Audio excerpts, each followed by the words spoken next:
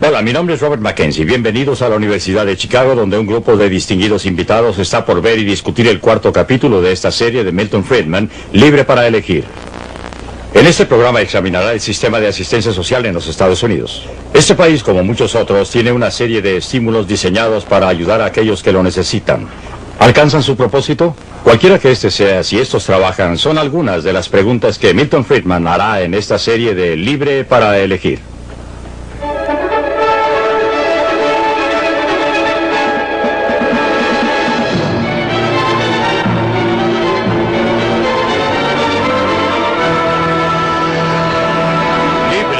Elegir. Desde el punto de vista de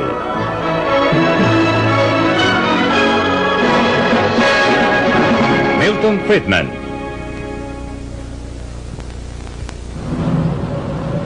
De la cuna a la tumba.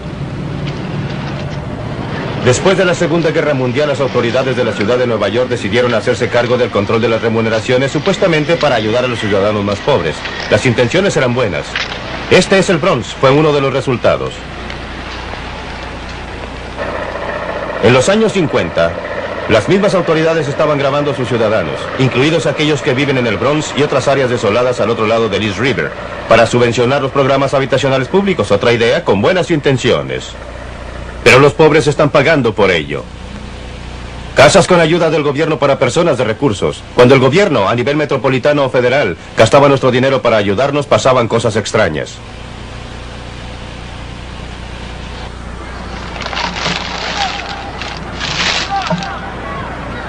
La idea de que el gobierno debía protegernos vino a ser aceptada durante los terribles años de la depresión.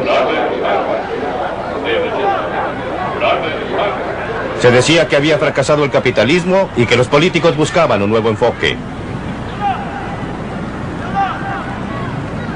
Franklin Delano Roosevelt era candidato a la presidencia. Era gobernador del estado de Nueva York. En la mansión del gobernador en Albany se reunió muchas veces con amigos y colegas para buscar una salida a la depresión. Los problemas del día iban a ser solucionados por la acción del gobierno y el gasto del gobierno. Las medidas que Roosevelt y sus asociados discutieron aquí fueron el producto de una larga experiencia. Algunas de las raíces de estas medidas remontan a la Alemania de Bismarck a fines del siglo XIX, el primer estado en instaurar pensiones de vejez y otras medidas similares por parte del gobierno. A comienzos del siglo XX, Gran Bretaña, bajo la dirección de Lloyd George y Churchill, siguió el ejemplo. También instauró pensiones de vejez y planes similares. Estos precursores del bienestar social moderno tuvieron poca influencia en los Estados Unidos, pero sí la tuvieron en los intelectuales, en las universidades, como los que se reunían aquí con Roosevelt. Las personas que se reunían aquí tenían poca experiencia personal de los horrores de la depresión, pero confiaban en que ellos tenían la solución. En esas largas discusiones, sentados alrededor de la chimenea, tratando de diseñar programas para enfrentar los problemas que surgían de la peor depresión en la historia de los Estados Unidos, era natural que se basaran en las ideas que prevalecían en la época. El clima intelectual producido daba por sentado que el gobierno debía jugar un papel principal en la solución de los problemas, en procura de lo que más tarde llegó a llamarse la seguridad, desde la cuna hasta la tumba. Después de su elección, Roosevelt se ocupó del desempleo masivo como primera prioridad. Se comenzó un programa de obras públicas. El gobierno financió proyectos para la construcción de carreteras, puentes y embalses.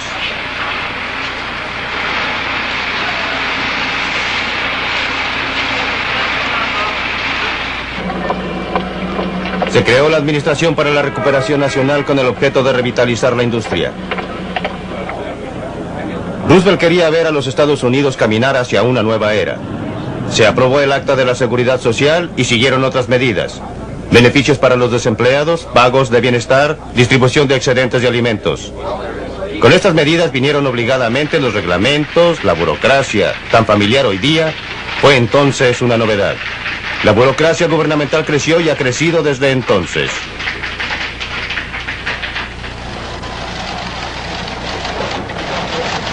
Esto es solo una pequeña parte del imperio del seguro social de hoy día. La filial de Baltimore tiene 16 salones de este tamaño. Todas estas personas distribuyen nuestro dinero con las mejores intenciones posibles. ¿Pero a qué costo? Durante los 50 años transcurridos, desde las reuniones de Albany, hemos introducido más y más control sobre nuestras vidas y nuestros ingresos. En el estado de Nueva York solamente estos edificios gubernamentales albergan a 11.000 burócratas que administran programas del gobierno que le cuestan a los contribuyentes neoyorquinos 22.000 millones de dólares.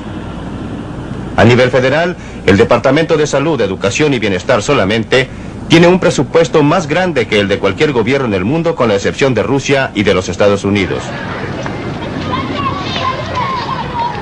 Pero estas medidas gubernamentales a menudo no ayudan a la gente que debieran ayudar. Está bien. Halima, la hija de Richard Brown, necesita atención médica permanente. Tiene un defecto en la garganta y la tienen que conectar a una máquina respiratoria para que pueda sobrevivir en las noches.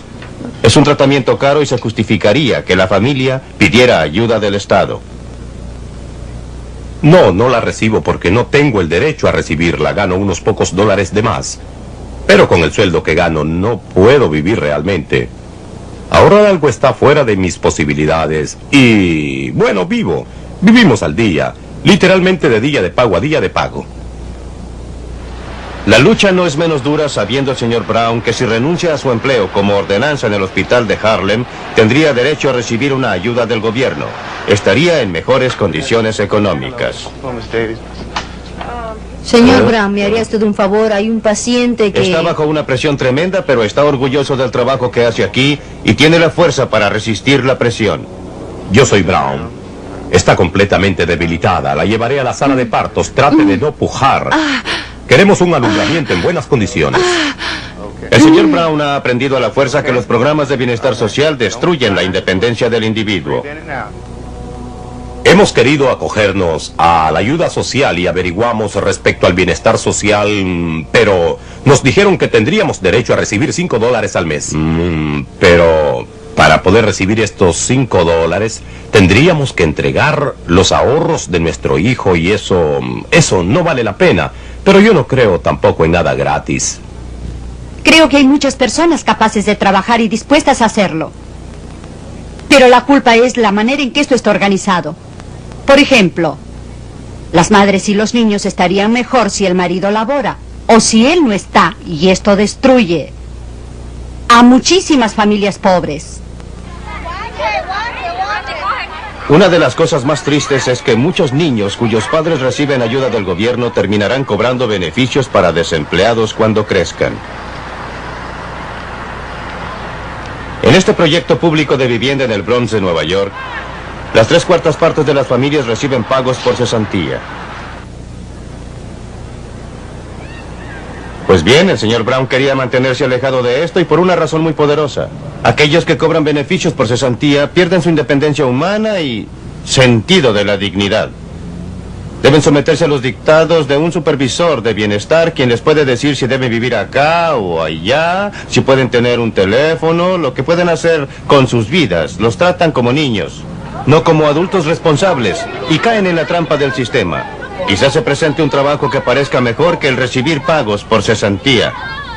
Pero temen tomarlo, porque si lo pierden pueden pasar entre 6 y 9 meses antes de que puedan volver a cobrar cesantía. Y como resultado, todo esto se transforma en un ciclo eterno, no simplemente en un estado transitorio. En otras partes las cosas han ido aún más lejos. Este es el Hulme Estate, un proyecto público de vivienda en Manchester, Inglaterra.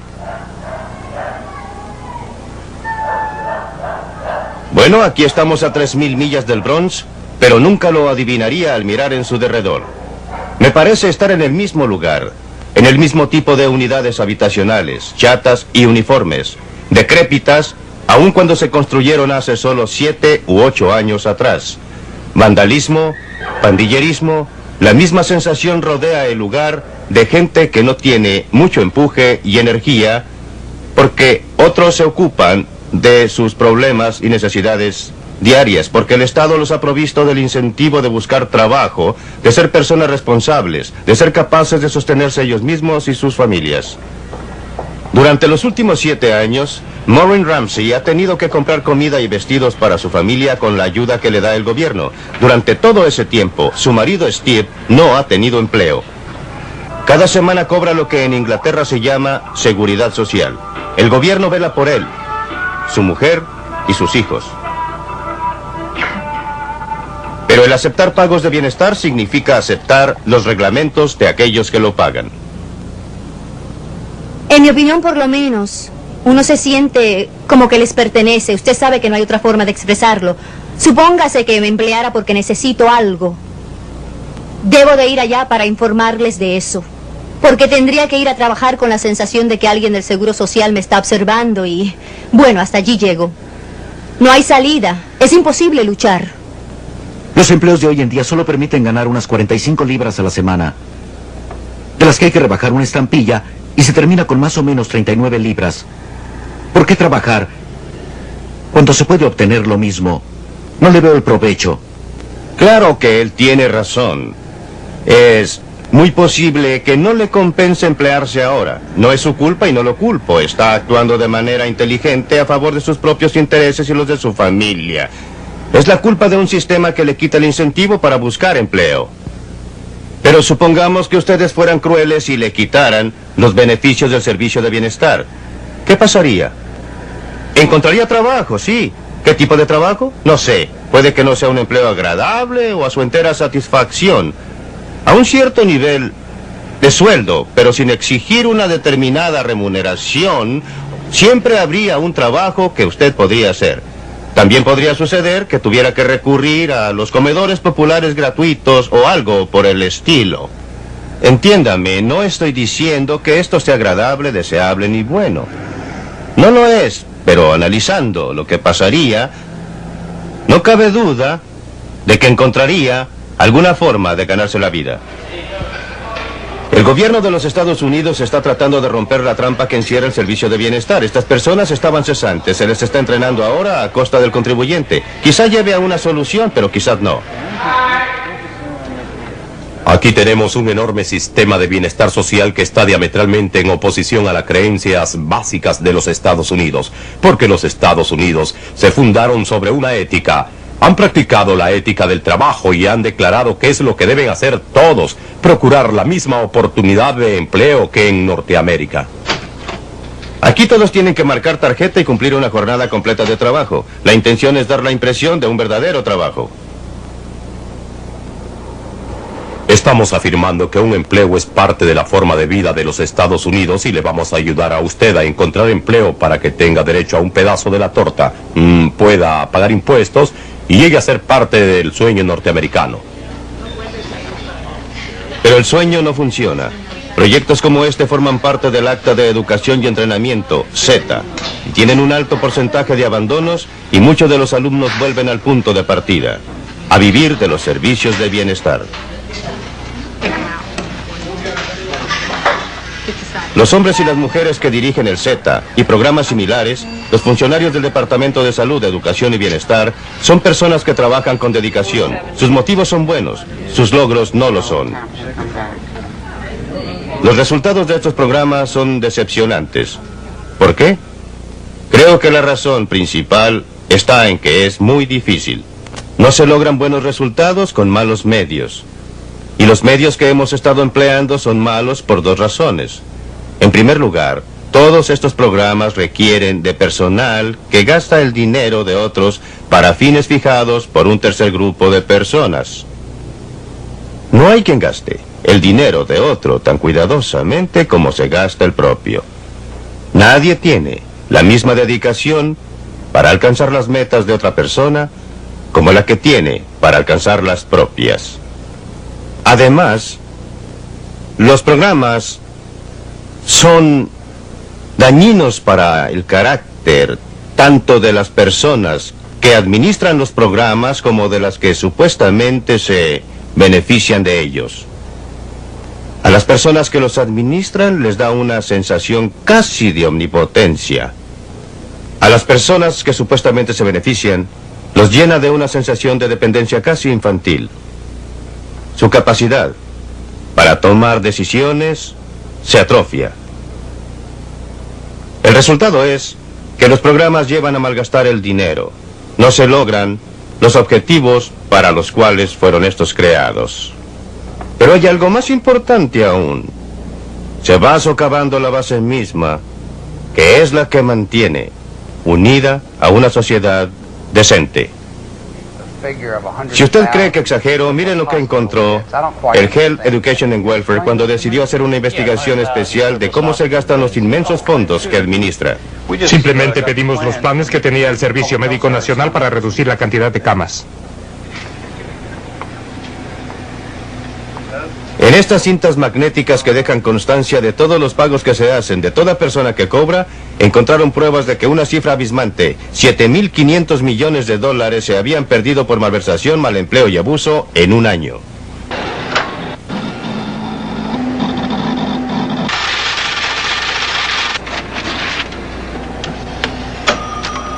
Doctores, contratistas, hospitales, escuelas, beneficiarios del sistema de bienestar, todos habían hecho mal uso en alguna u otra manera de los fondos y aún no termina la investigación. El resultado inevitable de tener un fondo enorme de dinero de los contribuyentes es que todos nos sentimos inclinados a echarle mano. Puede estar seguro de que siempre podremos encontrar muy buenas razones para justificar la necesidad de gastar el dinero de otros. A alguien se le ocurrió una muy buena idea para invertir el dinero del contribuyente, la de subsidiar arriendos de departamentos en la ciudad de Nueva York. Las personas que ocupan estos departamentos pagan algo así como $200 al mes menos del arriendo comercial, y ese subsidio es financiado con los impuestos que paga gente que en su mayoría son más pobres que las personas que viven aquí. No es inusual que ocurra algo así cuando el gobierno trata de hacer el bien con nuestro dinero.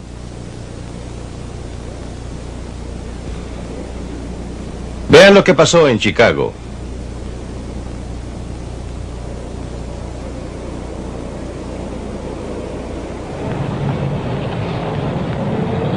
Para la mayoría de los visitantes, la impresión inmediata es de una ciudad rica, próspera y dinámica.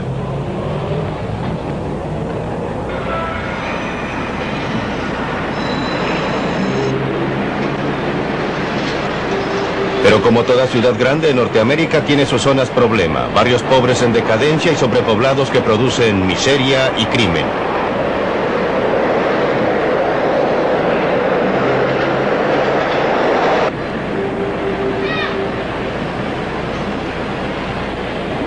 Después de la Segunda Guerra Mundial, algo similar pasó con una zona cerca de Hyde Park. En los años 50 se idearon planes para demoler grandes edificaciones ruinosas y reconstruirlas con fondos del gobierno destinados a un programa de renovación urbana. Iba a ser un proyecto ejemplar que reemplazaría una zona venida a menos por una comunidad integrada. ¿Quién controlaba el gasto de ese dinero del Estado? Fue precisamente mi propia Universidad de Chicago la que sintió que su existencia estaba amenazada por este cáncer urbano y por el crimen que trae consigo. Se utilizaron fondos del gobierno para demoler un área que incluía muchas pequeñas tiendas y casas de familia de escasos recursos. Una vez despojada la zona, la reconstruyeron con fondos privados dotándola de departamentos, casas residenciales y complejos comerciales. Se había eliminado un cáncer aquí, trasladándolo a otra parte. En muchos casos, cuando el gobierno administra grandes donaciones, muchos de los fondos no llegan a las personas o no sirven a los fines a que estaban destinados y tienen que alimentar una gran burocracia gubernamental. Joe Garner formó una organización local de gente de color para proteger sus intereses. Anteriormente los negros habían hecho manifestaciones en las calles para alcanzar sus objetivos. Se iban a lograr ahora en forma pacífica usando dinero del gobierno. Cuando obtuvieron fondos del gobierno, la organización Woodlaw los tomó a su cargo. Los utilizó para construir el tipo de casas que querían. Departamentos de pocos pisos como estos. Los burócratas, planificadores y arquitectos les dijeron que eran antieconómicos, que solamente valdría la pena construir edificios altos. Estaban equivocados. Muchos piensan que los desvalidos, si los queremos llamar así, no tienen idea de sus problemas ni de cómo solucionarlos, y que necesitan la ayuda de profesionales de fuera para lograrlo, y nosotros les decimos las pinzas, porque un profesional de fuera no siente en sus entrañas lo que siente una mujer con 6 niños acogida a los servicios de bienestar que tiene que vivir con $100 al mes en un departamento deteriorado. Ella puede proponer soluciones mucho más acertadas. Las intenciones de este grupo comunitario local son buenas. Quieren reconstruir la comunidad según los deseos de la comunidad. ¿Están conformes con el trabajo que estamos haciendo? Sí, bastante. Pero el dinero del gobierno siempre corrompe. Que sea del mismo color de la casa. Miren la cantidad de personas que están reconstruyendo este garage. No tiene sentido, salvo el hecho de que son trabajadores Z pagados con dinero del contribuyente. Los fondos gubernamentales han permitido a la organización abarcar toda un área de Chicago. Ahora tienen hasta su propio supermercado.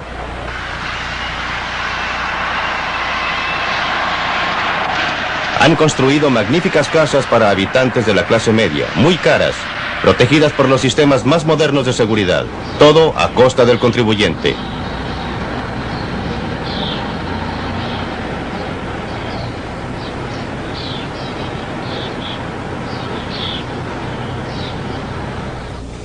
En realidad nos estamos transformando en un mini-estado. En este preciso momento tenemos alrededor de 400 empleados. Tenemos un presupuesto operacional sobre los $5 millones al año. Somos grandes. Grandes y creciendo. El próximo proyecto es un nuevo desarrollo de este sitio. Y ese no es sino un paso en un programa de 20 años que costará $220 millones, la mayor parte proveniente del contribuyente. En el sur del Bronx, están muy familiarizados con la protección gubernamental, como el control de arriendos que hace que a los propietarios no les compense mantener sus edificios. Ellos se han ido trasladando y los vándalos han venido a instalarse. En el sur del Bronx existe una zona donde muchas personas cobran bienestar y donde el porcentaje de crímenes es alto. Pero todo esto podría cambiar. Un grupo local ha comenzado a remozar estos edificios para construir nuevos hogares. Se llama la Hermandad del Sudor, porque al principio lo único que podían aportar al proyecto era su sudor y su esfuerzo. Solo más tarde aceptaron una pequeña donación del gobierno. ¿Cuánto tiempo hace que trabaja en este edificio? Hace 4 meses en este edificio. Por lo que veo, van a arreglarlo todo de arriba a abajo. Exactamente, arreglarlo todo. Tendrán que cambiar toda la instalación eléctrica. Claro, y además levantar paredes nuevas, pisos, cielos rasos, todo nuevo. Trabajar en el invierno, en el verano, trabajar cada vez que podamos. ¿Cuántas personas trabajan aquí? 40 por lo menos. ¿Y cómo los mantiene trabajando? Saber que algunos no querrán, o se cansarán, o se irán. Demuestran nuestro interés. Nosotros demostraremos lo que se puede hacer, lo que se hará de aquí en adelante, ya que al principio les será bastante difícil probarle a la gente, a alguien, qué es lo que saldrá de todo esto en los próximos 3 o 4 años. Ellos no pueden ver a largo plazo, solo ven a corto plazo. Necesitan el dinero ahora, no en los siguientes 2 o 3 años. Demostraremos lo que se hará. Es verdad que ahora aceptan un poco de dinero del gobierno, pero hasta hoy han logrado mantener su filosofía original, que la mejor manera de hacer bien las cosas es hacerlas por uno mismo. Me gusta lo que estamos haciendo. Estamos trayendo gente de la calle y dándoles algo por qué luchar. Tendrán su apartamento, se preocuparán de lo que los rodea, tendrán un jardín y tendrán un aliciente por qué luchar. Hasta dejarán de cobrarle al servicio de bienestar social. Podremos darles un empleo y volverán a tener amor propio. A eso se reduce todo, al amor propio. Mientras puedan tomar las cosas con calma y cobrar del gobierno, no tendrán problemas. No tomamos las cosas con calma. Estamos trabajando y estamos ayudando a que venga el dinero. Lo estamos invirtiendo en nuestros edificios. Nos estamos construyendo a nosotros mismos al mismo tiempo que a nuestros edificios. Algunas de estas personas son trabajadores de la Z pagados por los contribuyentes, pero no son tan útiles como parece. Pregúntale a esta gente qué preferiría, a los trabajadores de la Z o el dinero que se les paga. ¿Qué preferirían tener? El dinero que se les paga. Así es. Esa es su respuesta. Esa es una ayuda muy cara comparada con lo que podrían hacer ellos con el dinero. Usted da a esta gente todo el dinero que les paga a los trabajadores de la Z y le apuesto que harían 2 o 3 veces la cantidad de trabajo. ¿Me equivoco? Está en lo cierto. Muy en lo cierto. Así es que esta es una manera muy ineficaz de utilizar su dinero. El problema es que tenemos una gran burocracia y ella quiere tomar las decisiones, no quiere que usted decida. Pregúntese a sí mismo cómo se empezó a edificar esta zona. A fin de cuentas era una región bastante respetable, sólida y de calidad cuando se desarrolló. No se hizo a través de un proyecto del gobierno. La construyeron personas, individuos, con el incentivo para levantar esos edificios y ocuparlos. Lo que están haciendo estas personas que vemos aquí es tratar de devolverles esa sensación, esa actitud. Habrá una comunidad mucho más sana aquí si nace de la autocooperación de personas como nuestros interlocutores. No se espera el impulso de una empresa paternalista puesta en marcha por funcionarios del gobierno y burócratas que deberán planificar en gran escala para otros. Debemos hallar la forma de darle a todos los que han caído en la trampa de los beneficios del servicio de bienestar el tipo de iniciativa que tienen estas personas. La mejor, o debería decir la menos mala de las soluciones que he podido encontrar, es algo que se llama impuesto negativo a la renta. La idea es eliminar una gran parte de la burocracia del servicio de bienestar, de los reglamentos denigrantes, ayudar a los pobres, principalmente dándoles dinero. Con el impuesto positivo a la renta, se tiene el derecho a una cierta cantidad de exenciones personales y descuentos, y sobre lo restante usted paga su impuesto. Pero supongamos que no tenga usted entradas. Con el régimen de impuesto negativo a la renta, el gobierno le pagaría una fracción de sus exenciones no utilizadas, garantizándole así una renta mínima. Si usted gana algo, también tendrá derecho a una fracción de sus exenciones no utilizadas y por lo tanto, un mayor ingreso. A medida que suban sus ganancias, el suplemento a su entrada se reducirá más y más hasta que sus ganancias igualen a las exenciones. En ese momento no estará ni pagando impuestos ni recibiendo ayuda. No es un sistema ideal, no es el sistema al que habríamos aspirado, pero es un sistema que tendría como consecuencia eliminar la división de la sociedad entre los que reciben y los que pagan. Una separación que tiende a destruir toda la estructura de la sociedad. Significaría que cada uno podría aprovechar las oportunidades que se le presentan sin peligro de que si por algún motivo perdemos el empleo, pase mucho antes de que funcione nuevamente el sistema. Sería un sistema que nos daría a todos un incentivo para mejorar en forma paulatina nuestras vidas y quizá nos permitiría, con el tiempo, extraernos del embrollo en que sin querer nos hemos metido. Un embrollo en que nos hemos metido con la mejor de las intenciones, pero con el peor de los resultados.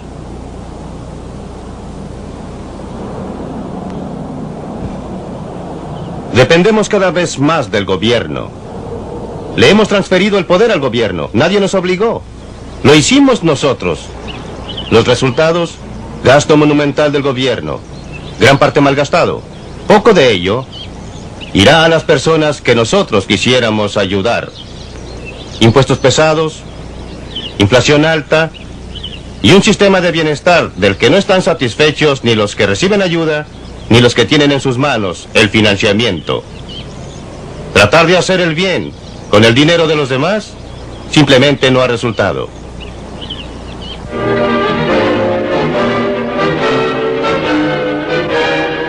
Libre para elegir. Ya empezó la discusión aquí en la Universidad de Chicago, así que vayamos a ella. Mientras veía la película, mi sensación de enojo crecía. Enojo porque la posición que allá se expuso no reconocía que el sistema atacado era necesario dentro de nuestro sistema capitalista de libre empresa. Este sistema, por su propio fracaso, produce pobreza y requiere, por lo tanto, la intervención del gobierno en el interés de aquellas personas que han caído en la trampa de la pobreza. Así es que mientras miraba la película y escuchaba las declaraciones del Dr. Friedman, me enojé porque solo se ha contado la mitad del cuento y creo que, otra vez, estamos culpando a una víctima, esta vez a un sistema, el sistema de bienestar, y todo por el hecho de que otros sistemas no han operado en beneficio del pueblo. Veamos otras reacciones a esa declaración de tratar de hacer el bien con el dinero de los demás simplemente no resulta. El sistema de bienestar está socavando las bases mismas de la sociedad. Tom Sowell. Mi reacción fue al revés. Mi furia se dirigió a lo que se había hecho en esta ciudad. Yo crecí en ella en condiciones muy distintas durante el período más malo del capitalismo, en el que no existían estas preocupaciones humanitarias, pero que era posible que la gente fuera mejorando y saliera de esa pobreza. Hoy día alguien que viviera exactamente en el mismo lugar en que viví yo encontraría mucho más difícil escapar de la pobreza debido a todas estas cosas. Tampoco se abandonaban los edificios como lo vemos en la película cuando yo vivía en Harlem. La tasa de criminalidad, todas las cosas con las que se culpa a los sistemas anteriores no existían. Yo dormía en las puertas y callejones de Harlem. Hoy reto a cualquiera a que lo haga en cualquier parte de Nueva York. Tradicionalmente en los Estados Unidos hemos intentado evitar algunas de las trampas del sistema del bienestar que se mencionan, negándole acceso a la ayuda a aquellas personas que son fuertes, que no son viejas. Por lo tanto, hemos tratado de cerrar la puerta del bienestar estatal a muchas categorías dentro de la población pobre, realmente pobre. El segundo punto que se enfatiza es que algunos, pero no todos, de los que podríamos llamar programas de bienestar social en el sentido amplio de la palabra, reducen muy fuertemente los beneficios cuando se gana un poco más de dinero. Y creo que es precisamente ese hecho que quiero señalar, el problema principal que resalta en la película, pero que no es común a todos los programas de bienestar que se me vienen a la mente. Cuando fracasa la familia, cuando el sector privado fracasa en su intento de crear empleo, se encuentra uno con que la gente está cesante y lentamente cae en la necesidad de pedir ayuda para poder subsistir. El sistema de bienestar social fue creado en los años 30 para hacer precisamente eso, cuando el sector privado esencialmente fracasó. Vemos el desarrollo del sistema de bienestar. Él no va contra la sociedad. Está tomando lo que la sociedad y las instituciones olvidaron a su paso. El quebrantamiento de la familia, la economía que no se expande lo suficiente, el fracaso del sistema de salud y un sistema educacional que no cumple. Tenemos a personas sin entrenamiento, sin conocimientos buscando empleos en una sociedad altamente técnica o empleos que pagan tan poco para que la gente pueda vivir de manera decente. Yo veo un sistema de bienestar que no es tan malo, sino que de hecho toma las obras y trata de ayudar a la gente a vivir con dignidad. Así que la teoría de que corrompe las bases de la sociedad no encuentra apoyo, salvo quizás por usted. ¿Concuerda usted con eso? Absolutamente. Usted está hablando de los fracasos de otras partes de la sociedad. Lo que el sistema de bienestar y otros tipos de programas gubernamentales tratan de hacer es pagarle a la gente para que fracase. Ya que mientras fracasan, reciben dinero y mientras tengan éxito, por muy moderado que sea, se les quita el dinero. Esto es extensivo al sistema escolar, donde se les da dinero a los colegios con bajos rendimientos. En la medida en que el colegio mejore la educación, se le quitará el dinero. Así se le está ayudando a la gente para que fracase en su propia vida y que dependa de la limosna. Tenemos cifradas esperanzas hoy en día acerca de la calidad de la vida, la alta calidad del trabajo, el nivel de ingresos que se espera. ¿Por qué? Porque vemos lo que está con nosotros y lo que debemos tener. No, esa no es la razón, no es la razón. Yo podré tener cualquier cantidad de expectativas. La pregunta es, ¿qué puedo hacer? Si hay otros que subsidian mis expectativas, estas serán mayores.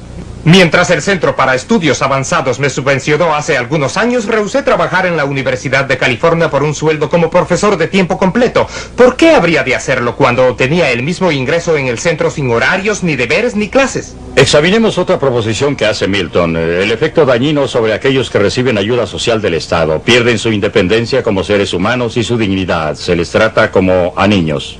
Bien. Dr. Thompson, como antiguo administrador de uno de los principales programas, ¿cree que es un gran riesgo? No es un gran riesgo. A decir verdad, eso presupone que la gente que esté recibiendo pagos por el sistema de bienestar se quede en el sistema y obtenga el resultado descrito por el Dr. Friedman. La verdad es que nuestro programa AFDC a través del país y principalmente en la ciudad de Nueva York, cada año están abandonando alrededor de 1/3 de los inscritos en el bienestar social. Ahora bien, si estas personas estuvieran tan destruidas por el sistema, cuando se retiran no se emplearían o no podrían seguir en sus trabajos. Tampoco podrían zafarse del sistema estatal de bienestar por 6 meses, 18 meses o 24 meses. Por lo visto, entonces hay un error cuando se mira a la gente y lo que hace. Los pobres, como usted sabe, no son distintos a nosotros que no somos pobres. Y sus motivos para ser autosuficientes y ocupar un lugar y ascender en la escala económica no son diferentes de los que tenemos nosotros. Y no dejarán que el sistema... Usted recuerda, doctor Friedman, los organismos de protección a los derechos al bienestar que se negaron a dejarse aplastar por el sistema. Nosotros dimos vuelta a las políticas, ¿no es verdad, doctor? Usted lo sabe. Usted y yo concordamos completamente. Las personas que son pobres y cobran bienestar no son diferentes de los demás que no cobran. ¡Claro que no! Son seres humanos y merecen todo el apoyo y toda la posibilidad de lograr sus propias metas. Pero el sistema de bienestar los hace cambiar su modo de ser, les hace cambiar en su interés. ¿Por qué muchos renuncian a los beneficios, Milton? No, las cifras son cifras y debe tenerse cuidado con ellas.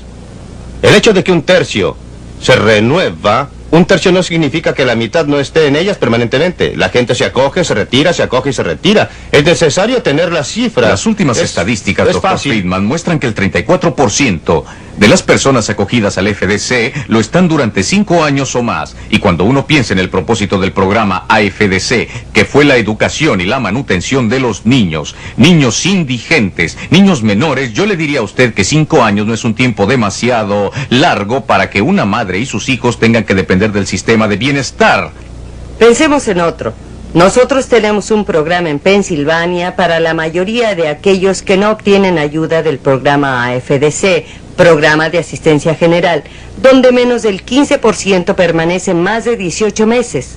Por lo que tenemos una constante renovación. Básicamente tenemos hombres jóvenes que se acogen al sistema de bienestar después que se les termina el pago por cesantía y que se alejan cuando tienen la oportunidad de un empleo. Esto, usted sabe, creo que el porcentaje de personas acogidas al bienestar social es una minoría en el total del país. Eso no significa que el sistema como se define hoy en día y los programas aprobados no se contradigan a menudo, y soy la primera en concordar con el Dr. Friedman en que algunos de los programas efectivamente se contradicen. Pero, sin embargo, creo que es demasiado decir que transformamos a la gente en niños desvalidos. No recuerdo haber hablado jamás con alguien acogido al bienestar social que no pensara que lo trataban como a un niño. Bueno, yo creo que uno debería hacer una distinción entre un sistema que se formó para ayudar al pueblo y las personas que están empleadas por el sistema de bienestar público en el país. Y uno encuentra muy pocas personas preparadas para ayudar a los demás. Hablo de las personas, de los empleados sin entrenamiento. Personas que no están preparadas para ayudar a la gente, los llamados trabajadores sociales. No son trabajadores sociales, no tienen ni la técnica, ni las aptitudes, y algunos de ellos ni el interés siquiera.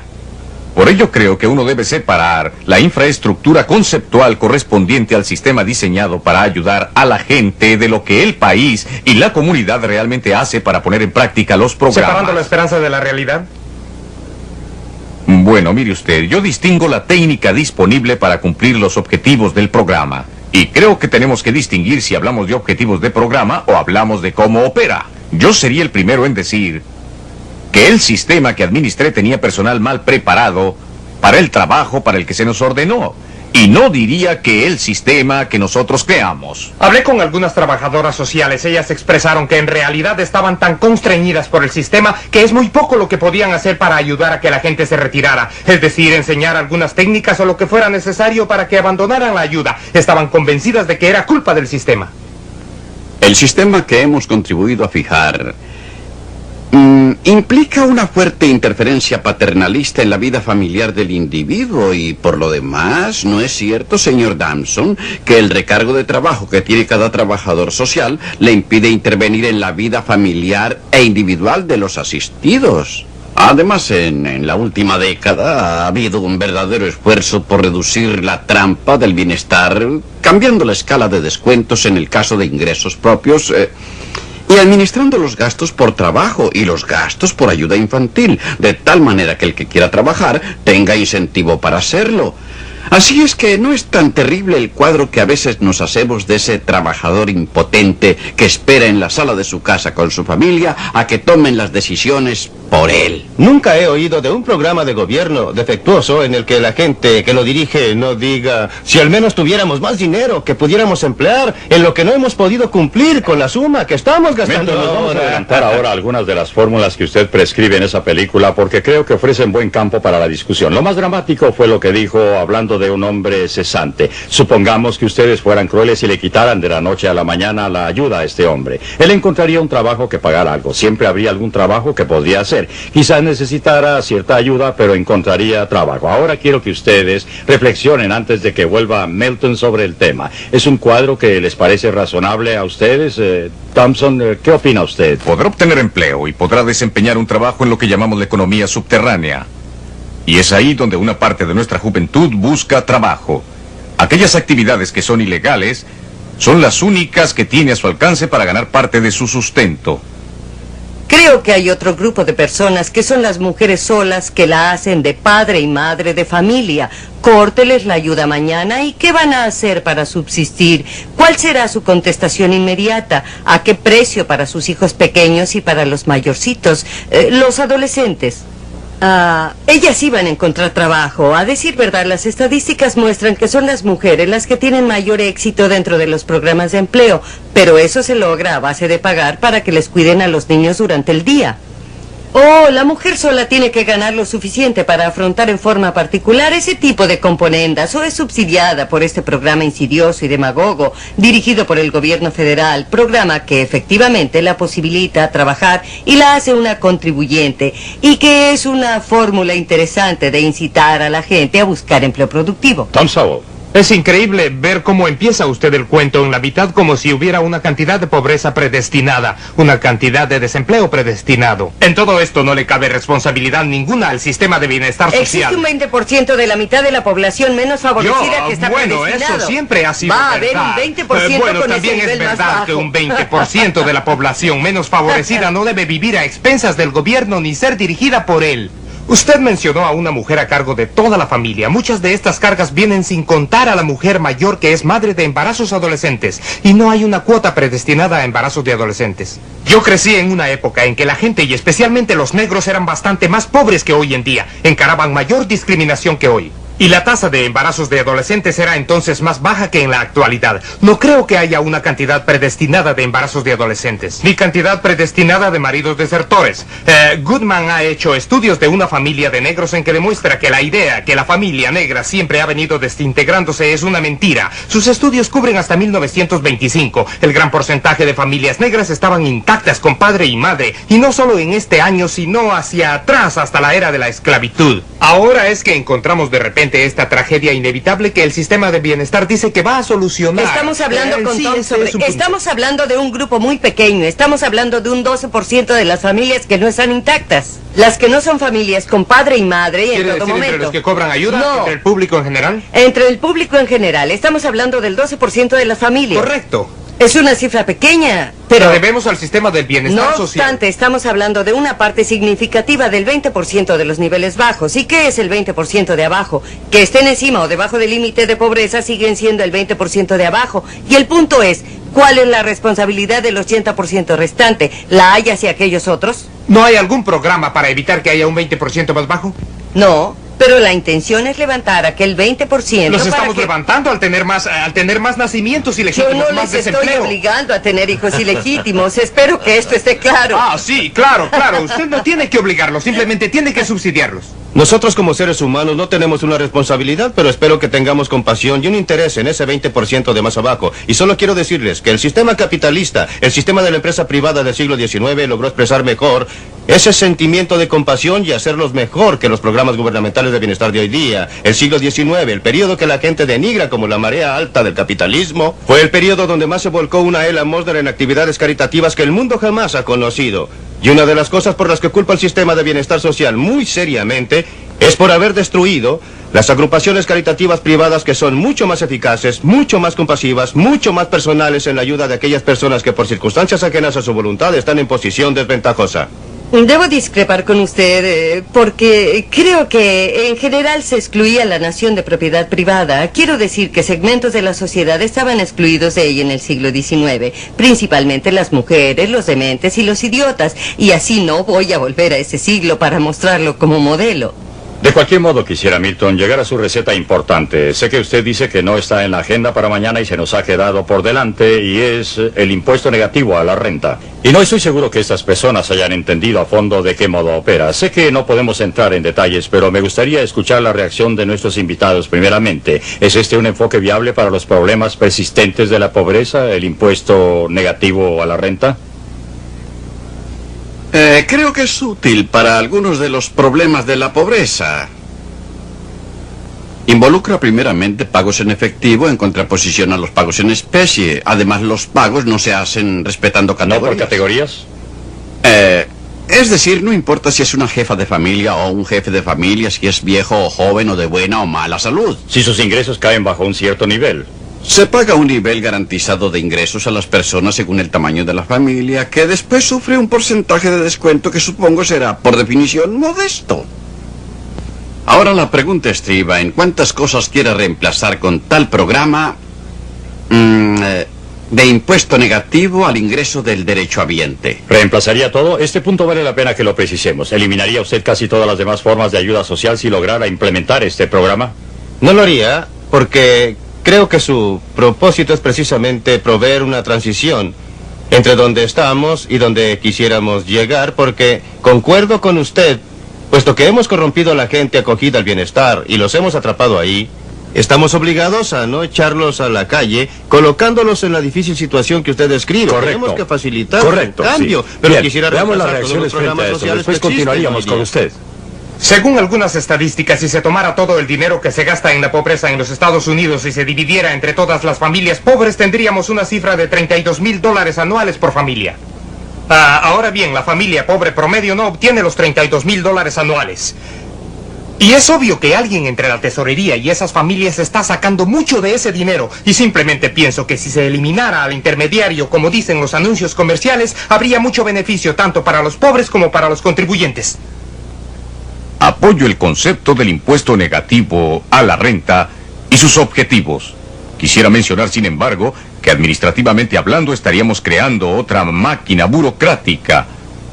Alguien tiene que calcular los ingresos. Alguien tiene que decidir cuándo reembolsar a las personas el dinero al que tienen derecho. Se presenta un retraso entre el tiempo en que se devuelve la ganancia y el del reembolso. Hay una serie de problemas que yo estoy de acuerdo en que se encaren, pero una cosa es cierta, sí señor, no se va a eliminar el intervencionismo del gobierno. El punto que quisiera aclarar es dónde quedan los niños, cuáles son sus derechos en el plan del impuesto negativo sobre la renta, y no estaríamos nosotros, por el hecho de aplicar un impuesto negativo, subsidiando lo ilegítimo por lo que Tom Sowell tanto se preocupa. La mayor razón por la cual hoy en día no es posible tener impuesto negativo a la renta es debido a que la burocracia estaría sin trabajo. Y estos son los principales objetivos. Así fue expuesto por el que ahora es senador Paul en su libro titulado El programa Richard Nixon. El mayor obstáculo que tuvieron para ponerlos en práctica fue la burocracia del Seguro Social. Así que no creo que si pudiéramos poner estos programas en práctica, los problemas serían serios. Creo que otra presunción acerca del impuesto negativo, y en la que no estoy completamente de acuerdo, es acerca de ese mínimo entendimiento que tiene la gente de cómo gastar el dinero. Ellos buscan en el mercado un medio de satisfacer sus deseos, y yo personalmente como economista podría decir que toda persona desde los 4 a los 100 años sabe cómo gastar el dinero para satisfacer todos sus deseos. Y No, es por eso que me esa es opongo la a que clase la de gente que no va a gente... estar en condiciones. Pero ese es un problema menor, es un problema de actividad privada y caridad privada. Pero una cosa es segura: ellos están gastando su propio dinero, y cualquiera que sean sus conocimientos Ellos sobre están cómo gastando mi ahorrarla, dinero, y quiero hacer valer mis créditos. pero quedaría una etapa menos. En este momento, el trabajador social está gastando el dinero del señor A para ayudar al señor C. Y hay un tremendo escape, como lo dice Tom Sowell. La discusión no es si las personas acogidas al bienestar social o de bajos ingresos saben cómo gastar efectivamente su dinero. Hay que dilucidar cuánto es lo que ellos obtienen en comparación con el gasto que hacen los burócratas. Comparar algo con la perfección o con un estándar arbitrario no soluciona nada. Lo mismo vale en el sector educativo. Lo que se oye es, ¿podrían las familias seleccionar los colegios de sus hijos con un sistema de bonos, por ejemplo? La pregunta es, ¿llegarían de alguna manera a hacerlo peor de lo que los burócratas lo están haciendo en el sistema de educación pública? Abordamos el tema educación en otro programa. Bob Landman. Quiero molestarlo con algo que dijo usted sobre que la mitad del dinero no llega a los pobres o algo por el estilo. Eso no deja que el público piense que todo ese dinero va a parar al bolsillo de los administradores. Mucho de esto va a parar a los bolsillos de los que no son pobres. La Seguridad Social paga la mitad de sus beneficios a personas que sin él no estarían en la pobreza. El seguro contra la cesantía paga alrededor de 2/3 de sus beneficios a personas que no son pobres. Y esos son programas de bienestar o contra la pobreza. Por eso las estadísticas presentan una discrepancia tan espantosa entre la cantidad total y lo que reciben efectivamente los pobres. Bueno, yo creo que es un punto muy válido, porque se supone que no estamos creando los beneficios de cesantía y de seguridad social para mantener a los ricos más ricos. Pues bien, aquí volvemos al gran debate filosófico que deberíamos sostener. Es fácil simplificar las cosas y decir que todos estos programas, incluidos los de escuelas públicas, están para ayudar al pobre y solamente al pobre. Pero yo estaba diciendo... Mencionaré un argumento en favor del impuesto negativo a la renta, el de que permitiría en mayor medida circunscribir los pagos por beneficios a quienes corresponden. ¿Cierto? Y cortaría los beneficios que muchos esperan poder obtener ahora, no como ayuda pública, sino como seguro social, con el significado que tiene este término hoy en día. Bueno, para contrapesar la desilusión de las expectativas en que una generación ha basado sus vidas, pero sin que haya que seguir por toda una eternidad con tal de salvar a una generación transitoria.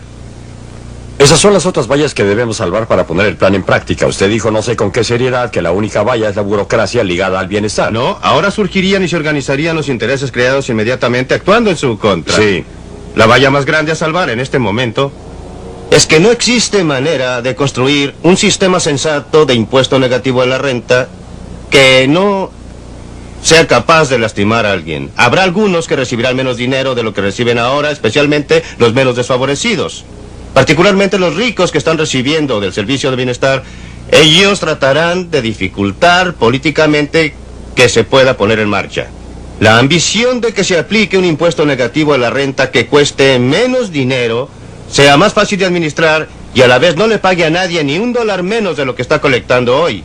Es algo que no hay manera de que se pueda construir ni programar, pero aunque no sea políticamente posible, la fuerza de la historia está de nuestro lado y va a llegar a ser posible, se lo aseguro. Dr. James Thompson. No demos la impresión de que los administradores del bienestar social están en contra del impuesto negativo a la renta. Este es el programa gordo, como lo llama Moynihan, por el hecho de que se quedarían muchísimos sin empleo y por eso muchísimos nos opusimos a su implementación, dados ciertos aspectos del programa. Un promedio de $2.400 mensuales para una familia de 4. Estábamos en contra de eso, y si uno lee las actas del Congreso, aquellos que atestiguaron decían, sí, estamos en favor del concepto y no a favor de esta parte ni de esta otra parte, y si se cambia eso, tendrán ustedes todo nuestro apoyo. Yo estaba en la misma posición. Propuse el impuesto negativo a la renta por primera vez hace 25 años, pero declaré en contra de la versión final del plan Nixon. ¿Por qué? Porque los burócratas del sistema habían conseguido introducir modificaciones que hacían de un impuesto negativo a la renta decente algo tan malo como lo que tenemos hoy y habría sido agregado encima de todo lo demás. La triste realidad. Sí, es una realidad política, pero ¿cierto? la realidad política cambia. Eso es lo importante. Quisiera decir una cosa más sobre esto, sobre este problema del que estamos hablando. Y es que volvimos al comentario de Bob Lapman. Hay una cosa que se puede decir en favor del programa de bienestar. Acostumbrado como estoy a no decir nada en su favor, diré que es el único programa social que yo conozco que por lo menos en líneas generales le da dinero a las personas cuyos niveles de ingresos están por debajo de quienes pagamos impuestos. Todos los demás programas de bienestar no solo le dan dinero a los que tienen, sino que por lo general gravan al pobre y benefician al rico. Nosotros, que estamos en los niveles de ingresos altos, hemos sido muy listos al obligar a los pobres giles de abajo a que nos paguen buenos sueldos como burócratas y a que nos procuren buenos beneficios a sus expensas. Por lo menos el programa de bienestar social no hace eso. Usted afirmó con gran confianza que se impondrá el impuesto negativo a la renta, aun cuando reconoció los obstáculos. ¿Por qué está tan seguro de que vendrá? Porque el sistema actual encierra las semillas de su propia destrucción. No hay manera, a mi juicio, que un sistema construido como el actual pueda evitar el crear más y más problemas sociales y será necesario hacer algo. Nadie ha propuesto una alternativa Que yo sepa, no existe una alternativa efectiva al impuesto negativo a la renta. Y es por eso que lo descartan y vuelve a surgir, lo vuelven a descartar y vuelve a surgir. Finalmente hizo la pregunta de si era concebible que una democracia industrial moderna como la nuestra puede existir sin algún sistema bien elaborado de bienestar en su base. ¿Qué piensa usted, señora O'Bannon? Pienso que sería imposible, principalmente porque yo creo que los programas de bienestar muestran los valores de esta sociedad. Y si no fuese así, habría habido una asonada hace ya tiempo. Sí, hay protestas por su costo y creo que eso se debe principalmente a que las tasas de inflación socavan el verdadero poder comprador del ingreso del contribuyente de clase media. Pero creo que en ningún nivel podríamos desligarnos de la necesidad de preocuparnos. La necesidad de tener que preocuparnos día a día, y en una sociedad técnica, industrial moderna como la que tenemos, el sistema de impuestos y de gobierno es posiblemente la única alternativa variable. No creo que podamos zafarnos de él, no creo que veamos nuevamente esas instituciones caritativas privadas que toman el dinero que doy o no doy libremente y que hacen algo efectivo o no en las vidas de las personas a cualquier nivel. No creo que tenga nada que ver con que la sociedad sea moderna, tecnológica o industrial. Tiene que ver con una ideología, y en particular con una ideología que es muy fuerte entre intelectuales académicos o en los medios de difusión. Y creo que a medida que pasa el tiempo y hayan más y más ideas inteligentes que reemplacen el tipo de visión que existe hoy, cambiará el clima político que se interpone ahora en el camino a la reforma. Jim Thompson. No creo que pueda eliminar el sistema, pero me interesa el sistema de bienestar y me interesa la última declaración de Tom sobre académicos y teorías, etc. Olvidamos que estamos hablando de personas y no podemos encerrarnos en nuestra torre de marfil y hablar de si este sistema funcionará y con lógica o sin ella, ¿por qué no funcionará? A la vez que hay masas fuera del sistema del que usted y yo formamos parte. Y de alguna manera tenemos que asegurarnos de que podremos cuidar de esa gente y que el no lograrlo, claro está, significará que su seguridad y mi seguridad y la vitalidad de este gobierno y de nuestro país estarán en juego.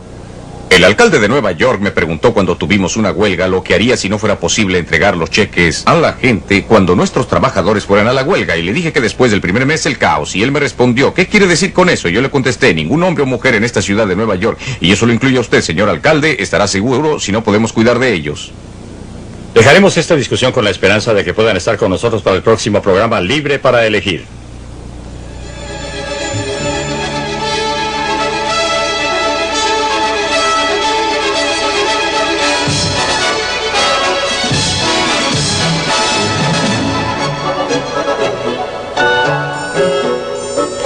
En la próxima edición, ¿está la equidad burdamente establecida en América? ¿Es saludable cuando el gobierno trata de imponer equidad a los ciudadanos? ¿Cómo está a la fecha la libertad de los individuos? No se pierda Libre para Elegir de Milton Friedman.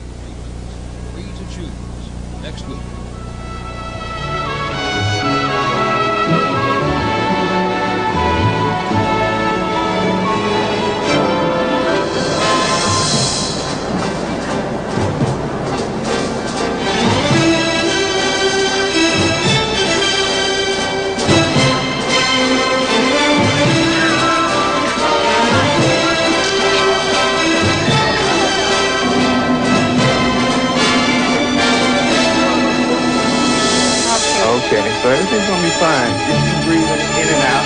Try not to sweat.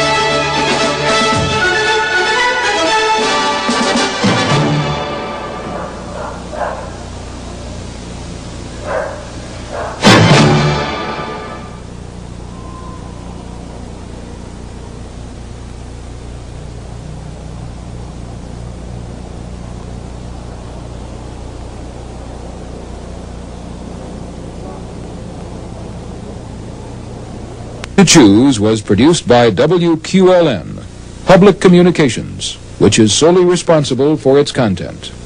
Major funding for this program was provided by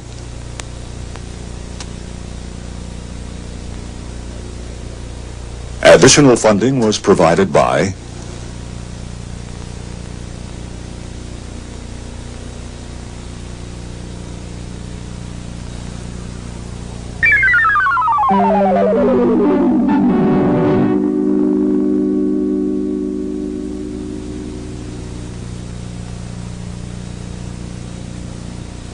incluidos aquellos que viven en el Bronx y otras áreas desoladas al otro lado del East River, para subvencionar los programas habitacionales públicos, otra idea con buenas intenciones.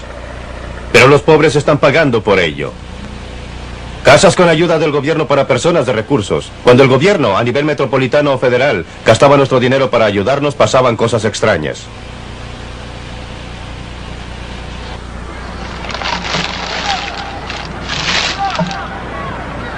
La idea de que el gobierno debía protegernos vino a ser aceptada durante los terribles años de la depresión. Se decía que había fracasado el capitalismo y que los políticos buscaban un nuevo enfoque. Franklin Delano Roosevelt era candidato a la presidencia. Era gobernador del estado de Nueva York. En la mansión del gobernador en Albany se reunió muchas veces con amigos y colegas para buscar una salida a la depresión. Los problemas del día iban a ser solucionados por la acción del gobierno y el gasto del gobierno. Las medidas que Roosevelt y sus asociados discutieron aquí fueron el producto de una larga experiencia. Algunas de las raíces de estas medidas remontan a la Alemania de Bismarck a fines del siglo XIX, el primer estado en instaurar pensiones de vejez y otras medidas similares por parte del gobierno. Roosevelt quería ver a los Estados Unidos caminar hacia una nueva era. Se aprobó el Acta de la Seguridad Social y siguieron otras medidas. Beneficios para los desempleados, pagos de bienestar, distribución de excedentes de alimentos. Con estas medidas vinieron obligadamente los reglamentos, la burocracia, tan familiar hoy día, fue entonces una novedad. La burocracia gubernamental creció y ha crecido desde entonces.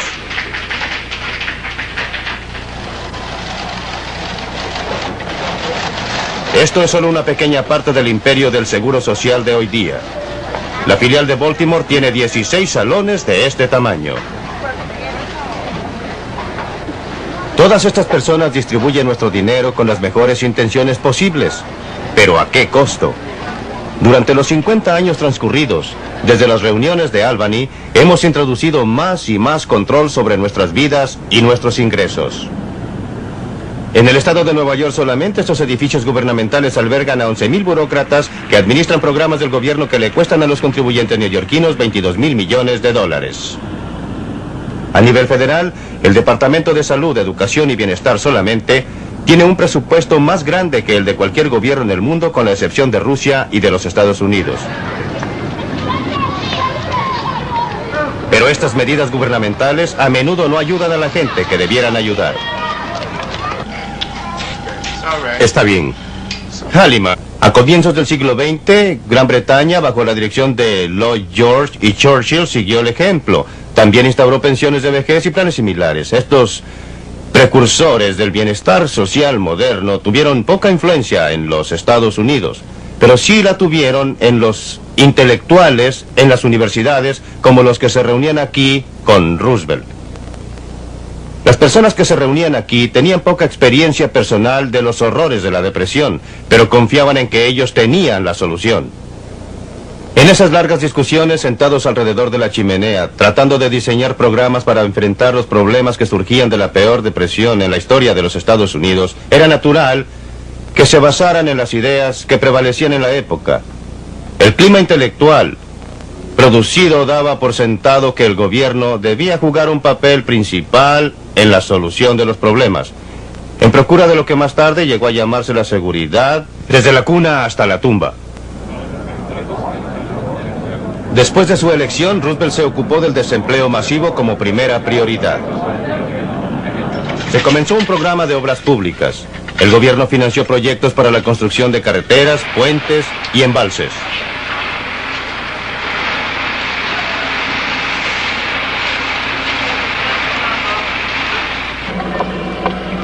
Se creó la Administración para la Recuperación Nacional con el objeto de revitalizar la industria.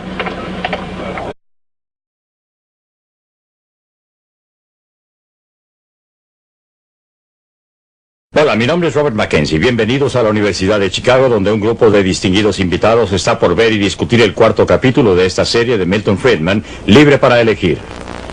En este programa examinará el sistema de asistencia social en los Estados Unidos. Este país, como muchos otros, tiene una serie de estímulos diseñados para ayudar a aquellos que lo necesitan.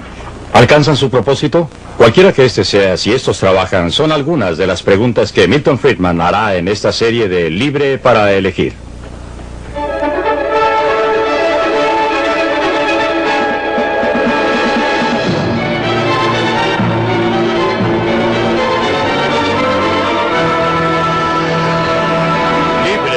Elegir. Desde el punto de vista de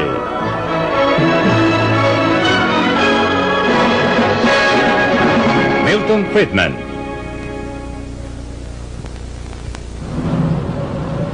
De la cuna a la tumba. Después de la Segunda Guerra Mundial, las autoridades de la ciudad de Nueva York decidieron hacerse cargo del control de las remuneraciones, supuestamente para ayudar a los ciudadanos más pobres. Las intenciones eran buenas. Este es el Bronx, fue uno de los resultados. En los años 50, las mismas autoridades estaban grabando a su ciudadana. La hija de Richard Brown necesita atención médica permanente. Tiene un defecto en la garganta y la tienen que conectar a una máquina respiratoria para que pueda sobrevivir en las noches. Es un tratamiento caro y se justificaría que la familia pidiera ayuda del Estado. No la recibo porque no tengo el derecho a recibirla. Gano unos pocos dólares de más. Pero con el sueldo que gano no puedo vivir realmente. Ahorrar algo está fuera de mis posibilidades. Y, bueno, vivimos al día. Literalmente de día de pago a día de pago. La lucha no es menos dura sabiendo el señor Brown que si renuncia a su empleo como ordenanza en el hospital de Harlem, tendría derecho a recibir una ayuda del gobierno. Estaría en mejores condiciones económicas. Señor Brown, ¿me haría usted un favor? Hay un paciente que... Está bajo una presión tremenda, pero está orgulloso del trabajo que hace aquí y tiene la fuerza para resistir la presión. Yo soy Brown. Está completamente debilitada. La llevaré a la sala de partos. Trate de no pujar.